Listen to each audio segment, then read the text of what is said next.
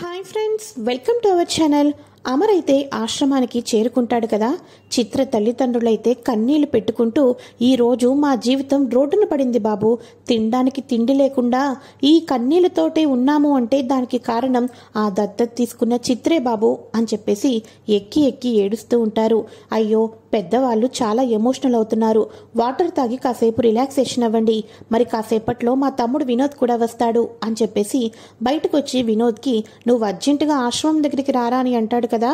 ఒక్కసారిగా అయితే చిత్ర వెనక నుంచి వచ్చి రౌడీలను పెట్టించి వాళ్ళనైతే తీసుకొని వెళ్ళిపోతుంది. వినోద్ వచ్చేసరికి లోపల ఆశ్రమంలో ఉన్న చిత్ర తల్లిదండ్రులు అయితే ఎవ్వరికీ కనిపించరు. మొత్తానికి అంతా వెతుకుతారు. అన్నయ్య ఉన్న పలంగా నన్నెందుకు రమ్మన్న వాళ్ళు అనగానే, సాక్ష్యాలు లేకపోతే పెళ్లి ఇష్టం లేకుండా కావాలని ఈ రకంగా బాగి అమర్ పెళ్లి చెడగొట్టడానికి అబద్ధాలు చెప్తున్నారేమోనని అమర్ తన తమ్ముడితో, ఏం లేదురా షాపింగ్కి వెళ్దామని చెప్పేసి పెళ్లి 2 రోజులే ఉంది కదా అని అనగానే, నిన్ను ఫోటోషూట్లో ఉన్నానన్నయ్య, ఈవినింగ్ వెళ్దాం అని చెప్పేసి ఇంటికైతే వెళ్ళిపోతారు. ఇక కిడ్నాప్ చేసేసిన తర్వాత అమర్ చాలా తెలివైనోడు చిత్ర, నీ పెళ్లి టయానికి ఇప్పుడు నీ నిజస్వరూపం తెలుసుకున్నాడు, కానీ సాక్ష్యాలు లేవని ఆగాడు. నువ్వేం చేస్తావో నాకు అర్థం కావటం లేదు, నీ పెళ్లి జరగటం అనేది కష్టమని నాకు అనిపిస్తుంది అని మనోహరి చిత్రకి చెప్తుంది కదా. ఇక వెంటనే చిత్ర, లేదు, చివరిదాకా వచ్చి నేను ఓడిపోను మను, నేను ఎలాగైనా గెలుస్తాను, ఆ ఇంటి కోడల్ని అవుతాను అని చెప్పేసేసి, వినోద్ రేపు మనం ఒక వెంకటేశ్వర స్వామి గుడిలో కలుసుకోవాలి అనుకుంటున్నాను, నువ్వు ఇంట్లో ఎవరికీ చెప్పుకోకుండా ఉదయాన్నే టెంపుల్కి వచ్చేసేయి అని చెప్పేసి చిత్ర అయితే వినోద్కి కాల్ చేస్తుంది. ఎవరికీ చెప్పకుండానా, ఎందుకని అని అనగానే, పెళ్ళి అవ్వకముందే నా వెనకాతలో తిరుగుతున్నావని ఆ బాగి ఇంట్లో ఉన్న వాళ్ళందరికీ కూడా పుల్లలు పెడుతుంది, అందుకోసమే ఎవ్వరికీ చెప్పొద్దు, గుర్తుపెట్టుకో అని అనగానే, అలాగే చిత్ర, ఎవరికి చెప్పను అని చెప్పేసేసి వినోద్ కూడా అనుకుంటాడు. ఇక నైట్ అవుతుంది. నైట్ అవ్వంగానే అరుంధతి గుప్తా గారితో, చివరి క్షణంలో ఈ రకంగా జరిగింది గుప్తా గారు, అసలు ఏం జరిగిద్దంటారు, మా ఆయన పెళ్లి టయానికల్లా సాక్ష్యాలు తెలుసుకుంటారు కదా, ఎందుకంటే చిత్ర నిజస్వరూపం తెలిసిపోయింది కదా, ఇక ఎల్లుండి కల్లా సాక్ష్యాలు తెలుసుకుంటారు అని అనగానే గుప్తా గారు నవ్వుకుంటూ ఉంటారు. గుప్తా గారు, మీకేదో తెలుస్తుంది, నా దగ్గర మీరేదో దాస్తున్నారు, నాకు చెప్తారా చెప్పరా, చెప్పండి గుప్తా గారు అని చెప్పేసి అరుంధతి గుప్తా గారిని అడగంగానే, పెళ్ళి మీ దృష్టిలో ఎల్లుండు, కానీ చిత్ర రేపే వినోద్ని గుడిలో పెళ్లి చేసుకోబోతుంది అని చెప్పటంతో ఒక్కసారిగా అరుంధతి అయితే షాక్ అయిపోతుంది. ఏంటి, చిత్ర అందరి కళ్ళు కప్పి రేపే వినోద్ని పెళ్లి చేసుకోబోతుందా, లేదు, ఈ పెళ్లి జరగటానికి వీల్లేదు అని చెప్పేసేసి ఇక వెంటనే మన మిస్సమ్మ దగ్గరికైతే వెళ్తుంది. వెళ్ళేసరికి అందరూ లైట్స్ ఆఫ్ చేసి నిద్రపోతూ ఉంటారు. ఇప్పుడు నేను పిలిచినా సరే పక్కింటక్కెవరు అని అనుమానం వస్తుంది ఇంట్లో ఉన్న వాళ్ళందరికీ కూడా. ఉదయం ఎప్పుడైతే అప్పుడు బాగీకి ఈ విషయాన్ని అర్జెంటుగా చెప్పి తీరాల్సిందే అని చెప్పేసి మన మిస్సమ్మ అయితే, మన అరుంధతి అయితే అనుకుంటూ ఉంటుంది. ఇక మార్నింగ్ అవ్వంగానే చక్కగా శారీ కట్టుకుని చిత్ర అయితే వెంకటేశ్వర స్వామి గుడికైతే వెళ్ళిపోతుంది. తనతో పాటు ఒక తాళిబొట్టు కూడా తీసుకుని వచ్చి, పంతులు గారు, ఈ తాళిబొట్టుని స్వామివారి పాదాల దగ్గర పెట్టండి, మరి పావుగంటలో ఇక్కడ పెళ్లి జరగబోతుంది అని అనగానే, అలాగేనమ్మా అని చెప్పేసి చిత్ర దగ్గర ఉన్న తాళిబొట్టును తీసుకుని పంతులు గారైతే పూజ జరిపిస్తూ ఉంటారు. వినోద్ బయలుదేరాడా లేదా అని చెప్పేసి మరోసారి ఫోన్ చేస్తూ ఉండగా, వినోద్ ఆల్రెడీ నేను రెడీ అవుతున్నాను, నీ దగ్గర ఒక పావుగంటలో ఉంటాను చిత్ర అని అనగానే, అలాగే వినోద్, గుర్తు పెట్టుకో, నువ్వెవరికీ చెప్పొద్దు అని చెప్పేసి అనగానే, అలాగే చిత్ర, నిన్ను చెప్పావు కదా ఎవరికీ చెప్పొద్దని, సరేనా అని చెప్పేసి ఇక రెడీ అవుతూ ఉంటాడు. అయితే ఇక ఇది ఇలా ఉండగా మిస్సమ్మ ఎప్పుడు బయటకు వస్తుందా అని చూస్తూ ఉంటుంటే ఎంతసేపటికి రాదు. ఇక వంటగది దగ్గర డోర్ దగ్గరికి వెళ్ళి వంట చేస్తున్న మిస్సమ్మకు, హాయ్ బాగి, హాయ్ అని అనగానే, అక్క ఏంటక్క అని అనగానే, నీతో అర్జెంటుగా ఒక విషయం చెప్పాలి, బయటికి రా మిస్సమ్మ అని అనగానే ఇక వెంటనే, ఏంటక్క, ఇంట్లోకి వచ్చి చెప్పొచ్చు కదా, ఏం చెప్పాలనుకుంటున్నా త్వరగా చెప్పు, అవతల కూర మాడిపోతుంది అని అనగానే, అబ్బా ఇప్పుడు నువ్వు చెప్పింది జాగ్రత్తగా వినో, ఈరోజు ఎట్టి పరిస్థితుల్లో కూడా వినోద్ బయటికి వెళ్ళటానికి వీల్లేదు, ఈరోజు వినోద్ ఎట్టి పరిస్థితుల్లో బయటికి వెళ్ళాడా ఇక మీరు అనుకున్నవన్నీ జరగవు, నువ్వేం చేస్తావో నాకు తెలియదు, వినోద్ని మాత్రం నువ్వే ఆపాలి అని చెప్పేసి అనగానే, ఎందుకక్క అని అనగానే, అమ్మో ప్రతిదీ కూడా మిస్సమ్మకు తెలిసిపోతుందని మళ్ళీ మిస్సమ్మ మీద అనుమానం వస్తుంది. మళ్ళీ పక్కింటక్క చెప్పిందని నా మీద చెప్తుంది. కాబట్టి నువ్వు ఆపు మిస్సమ్మ, అదొక్కటి చాలు అని అనగానే అలాగేనక్క, సరే అయితే వెళ్ళి ఆపుతాను. వినోద్ ఎలా అయితే బయటకు వెళ్తాడో నేను చూస్తాను అని చెప్పేసి బాగి అయితే లోపలికి వెళ్ళిపోతుంది కదా. ఇక వెంటనే చక్కగా టిప్ టాప్గా రెడీ అయ్యి కిందకు వచ్చేస్తాడు మన వినోద్. అయితే అమ్మా నాన్న, నాకు అర్జెంటుగా ఒక పని ఉంది, ఎప్పుడు ఇంటికి వస్తానో తెలీదు, కొంచెం లేట్ అవ్వచ్చు, బయటికి వెళ్తున్నాను అని అనగానే అలాగే నాన్న వినోద్ అని చెప్పేసి అనగానే మనోహరి హ్యాపీగా ఫీల్ అయిపోతూ ఉంటుంది.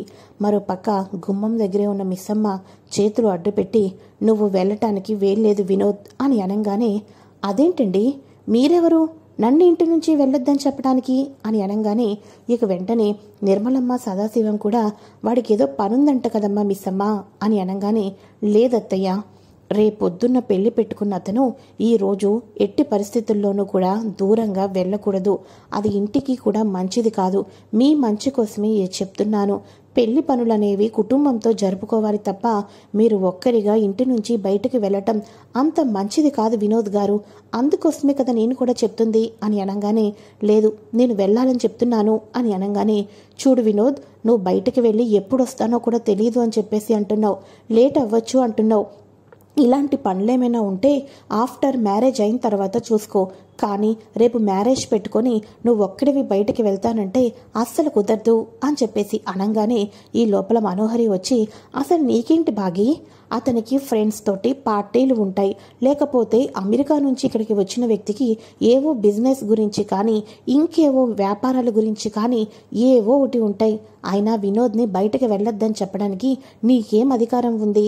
అయినా సరే తను వెళ్తాడు, ఈవినింగ్ కల్లా వచ్చేస్తాడు, మధ్యలో నీ ప్రాబ్లం ఏంటి అని అనగానే చూడండి మనోహరి గారు, పాపం మీకు ఇంకా పెళ్లి కాలేదు కదా, అందుకని రూల్స్ రెగ్యులేషన్స్ తెలియవనుకుంటా.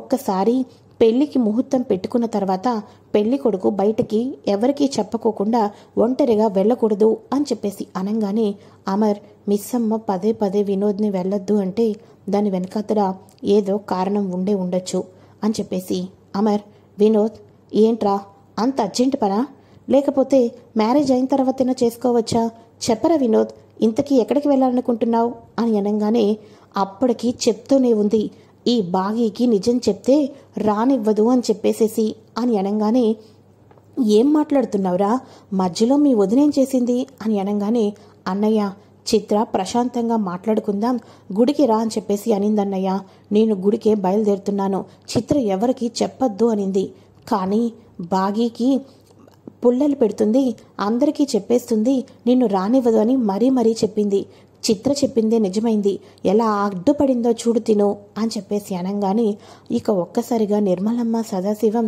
రేపు పెళ్లి పెట్టుకొని ఇవాళ గుడిలో కలుద్దాము అనుకున్నారా చిత్ర నువ్వు, సరేరా గుడికే కదా, పంతులు గారికి ఇక పెళ్లి గురించి మాట్లాడవలసిన పనులు, పెళ్లి ముహూర్తానికి ఏమేం రావాలో అన్ని లిస్టు ఇస్తాను అన్నారు, ఎలాగో పంతులు గారితో ముందు మనం కూడా పెళ్లి ముందు రోజు పూజ చేయించుకోవాలి, గణపతి పూజ చేయించుకోవాల్సిన పని ఉంది, అదేదో ఇక అందరం కూడా వెళ్ళి గణపతి పూజ చేయించుకుందాం పదండి అని అనగానే సరే అయితే అందరం వెళ్తున్నాం కాబట్టి ఒప్పుకోవాల్సి వస్తుంది అని చెప్పేసి ఒప్పుకో అని మన అరుంధతి కూడా చెప్పడంతో సైగ చేయడంతో మిస్సమ్మ సరే అయితే పదండి వెళ్దాం అని చెప్పేసి అందరూ గుడికైతే వెళ్తారు. మరోపక్క డ్రైవ్ చేసుకుంటూ వెళ్తారు. అమర్ వాళ్ళ అమ్మ నాన్న వినోద్ ఒక కారులో ఉండగా మళ్ళీ కాల్ చేస్తూ ఉండగా చిత్ర బయలుదేరాను వస్తున్నాను అని అనగానే thank you so much Vinod అని చెప్పేసి ఫోన్ అయితే పెట్టేస్తుంది. ఇక అందరూ గుడి దగ్గరికి అయితే వెళ్తారు.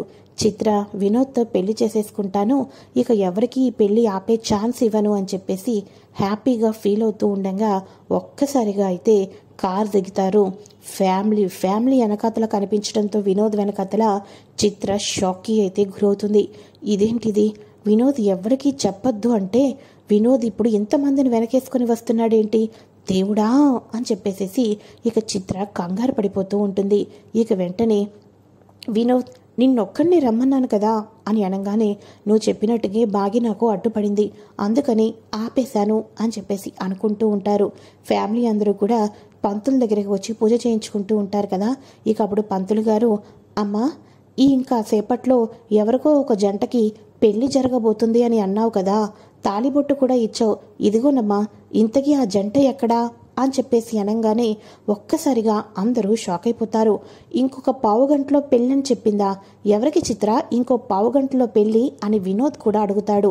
అప్పుడు మన మిస్సమ్మ అయితే, ఆహా చిత్ర, వినోద్కి ఎవరికీ చెప్పా పెట్టుకోకుండా వచ్చి నిన్ను పెళ్లి చేసేసుకునేటట్టు చేద్దామని ప్లాన్ చేశావా? కానీ పక్కింటి అక్క ద్వారా నీ ప్లాను బెడిసి కొట్టేటట్టు అయ్యిందిలే, దెబ్బకి దొరికావు, నీ పెళ్ళి ఆగిపోయింది అని చెప్పేసి మన మిస్సమ్మ అయితే మనసులో అనుకుంటూ ఉంటుంది. అబ్బెబ్బెబ్బే, మరో పావుగంటలో అనలేదు పంతులు గారు, రేపు ముహూర్తం 2 రోజుల్లో ఉంది, స్వామివారి పాదాల దగ్గర పెట్టి తాలిబొట్టు ఇస్తే పెళ్లిలో ఈ తాలిబొట్టే పెట్టుకుంటామని చెప్పేసి అన్నాం అని మాట అయితే మార్చేస్తుంది. మంచి పని చేసావమ్మా చిత్ర, ఆ తాలిబొట్టును మాకిటివ్వు, పూజ అయిపోయిన తర్వాత దేవుడి మందిరంలో పెడదాం, అంతేకాకుండా పెళ్లి టైంకి ఈ తాలిబొట్టునే తీసుకొని వద్దాం అని చెప్పేసి పంతులు గారు పెళ్లి హడావిడిగా జరుపుకోవటం లేదు, ఈ గుడిలోనే జరుపుకోవాలనుకుంటున్నాం అని అనగానే, గుడిలో జరుపుకోవాలనుకుంటున్నారు కదమ్మా, తాలిబొట్టును ఇక్కడే ఉంచండి అని పంతులు గారు అనడంతో, అలాగే పంతులు గారు అని చెప్పేసి పెళ్లి ఎటువంటి ఆటంకం లేకుండా మంచిగా జరగాలని అర్చన చేసి పూజ చేయండి పంతులు గారు అని అనగానే, ఇక వినోద్ పేరు చిత్ర పేరు చెప్పటంతో పంతులు గారు అర్చన చేసి పూజ అయితే చేస్తూ ఉంటారు. ఇలా అందరూ కూడా కలిసి పూజ జరిపించుకుంటూ ఉండగా అమరికి కూడా మ్యాటర్ అర్థమైపోతుంది. చిత్ర ఈరోజు పెళ్లి జరిపించుకోవాలనుకుంటుంది అని చెప్పేసేసి. అయితే ఇక వెంటనే మొత్తానికి అందరూ హారతి తీసుకుంటూ ఉంటారు కదా, వరుసగా అందరూ హారతి తీసుకునేసరికి చిత్ర దగ్గరికి వచ్చేసరికి హారతి గాలికైతే ఆరిపోతుంది. అందరూ ఆశ్చర్యపోతారు.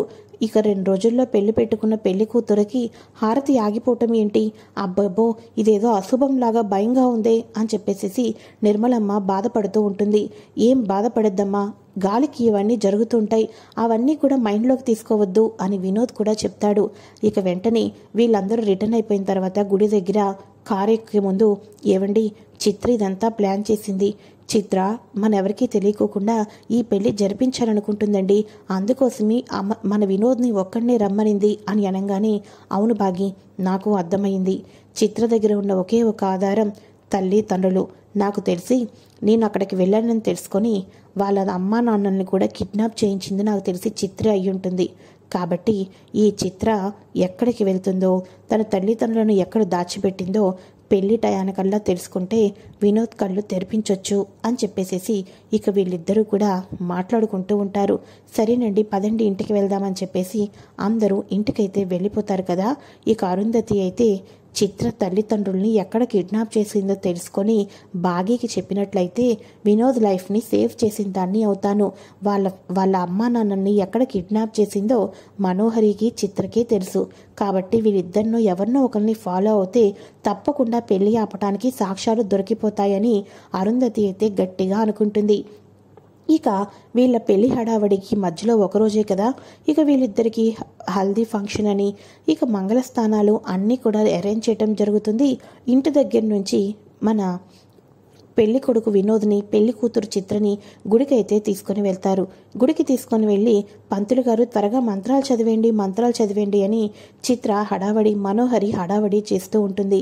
కానీ చివరి క్షణంలో ఆపండి, ఈ పెళ్లి జరిగే ముందు చిత్ర గురించి నీ పూర్తి సంగతి తెలుసుకున్న తర్వాత, ఇప్పుడు ఆ తర్వాత కూడా నీకు చిత్ర ఇష్టమైతే మా ఎవరికీ అభ్యంతరం లేదు వినోద్, నువ్వు తాళిబొట్టు కట్టేసేయి, కానీ చిత్ర దత్తత తీసుకున్న ఈ తల్లిదండ్రుల మాట విన్న తర్వాత నీకే వదిలేస్తున్నాం పెళ్లి అనేది అని చెప్పేసి అమర్ అయితే షాక్ ఇస్తాడు.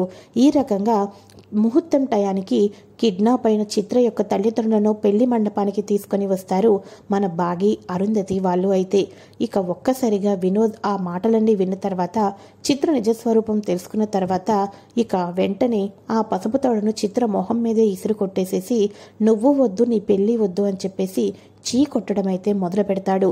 ఇక చిత్రను చీ కొట్టిన తర్వాత ఆటోమేటిక్గా మనోహరి మీద కూడా అనుమానం వస్తుంది వినోద్కి. చిత్ర మంచిది అని ఎలా నమ్మానో, కానీ వదిన చెడ్డది అనుకున్నాను.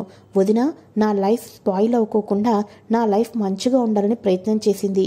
నేను అలానే ఆ కోణంలోనే మనోహరి గారిని కూడా గుడ్డిగా నమ్ముతున్నానా అనే అనుమానం అయితే మన వినోద్కి కూడా వస్తుంది. ఈ కొన్ని రోజుల్లో వినోద్ మనోహరి నిజస్వరూపం కూడా తెలుసుకోబోతున్నాడు. ఇది ఫ్రెండ్స్ లేటెస్ట్ ఎపిసోడ్. మరి నెక్స్ట్ ఏం జరగబోతుందో కూడా తెలుసుకోవడం కోసం ఛానల్ని సబ్స్క్రైబ్ చేసుకొని పక్కనే ఉన్న బెల్ ఐకాన్ని క్లిక్ చేసి ఆల్ ఆప్షన్ని సెలెక్ట్ చేసేయండి. Thanks for watching friends. Bye.